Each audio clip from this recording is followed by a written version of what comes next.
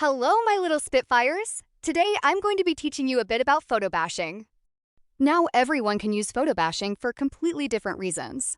I personally use photobashing because traditional art is complicated and can give me headaches, which makes my chronic migraines worse. But some people use it because it's pleasing to the eye, or maybe because they can have shaking issues that makes it difficult to actually draw. So if you want to get into photobashing, this is the video for you. Number 1. Head accessories. You want to make sure the headpieces don't blend into the hair, so things like hair clips, hats, and bows are separate from the actual hair layer if you're using Ibis paint. Here are some great examples.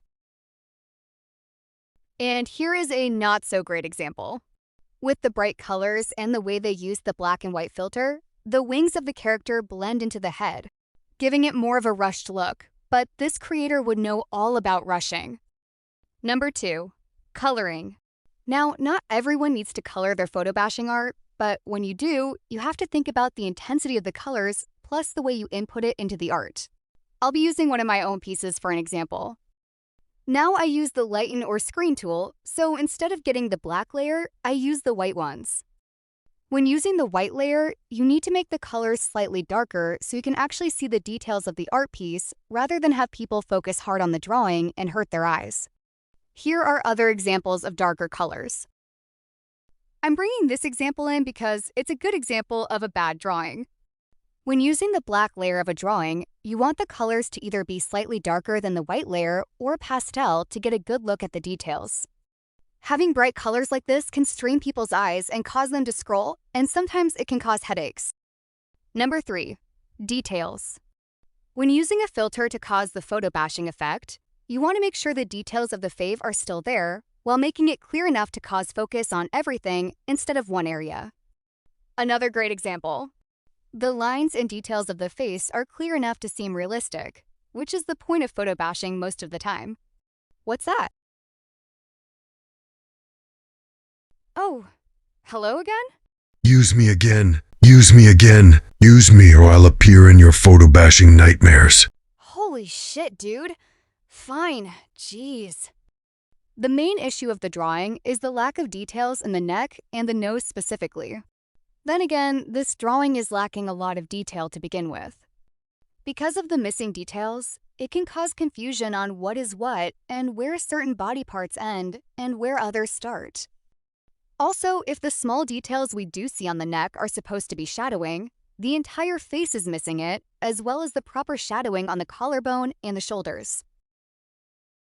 Wow, fucking jump scare, dude. And finally, scars and makeup. As you can see in the back, I added a makeup star to my drawing. Realistic scars would blend into the skin while having small detail bits, like the hair or clothes.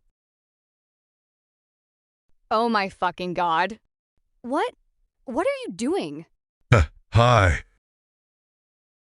You want me to use you? Fuck yeah. Stop doing that. Geez, whatever.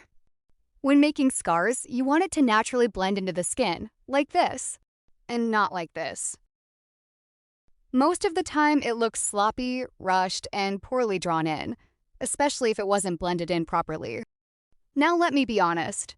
I wouldn't usually be so harsh with other people's art, but since the person who made this drawing has been cyberstalking my boyfriend and even copying his posting style, plus even stealing his OC ideas, I have no respect for her or her characters. My boyfriend cut her off on May 30th, 2026 at 2 to 3 p.m. Because I don't want to share too much, I'll say it was for breaking boundaries, being disrespectful, and they unfortunately just didn't mix as people. He could not continue to speak to her without the fear of her causing another fight between them. She has not only broken no contact more than 5 times now, but she has also had other people contact him in order to indirectly, but still directly, talk to him. I do try my best to stay out of drama, especially since me and her stopped being friends over a year ago.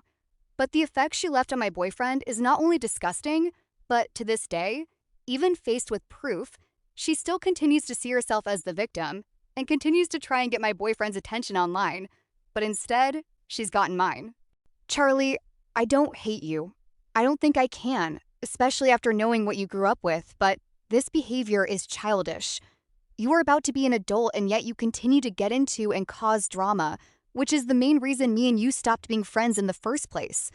You need help, and I hope you're getting it.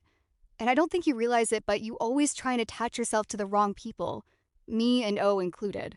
I wanted us to work as friends, and I know I'm mature enough to say that I miss you as a friend. O does too. But with the way you were going, we both knew it would just be unhealthy for the both of us in the end. You need to grow up, look in a mirror, and start working on yourself rather than try to please other people. That's my one wish for you.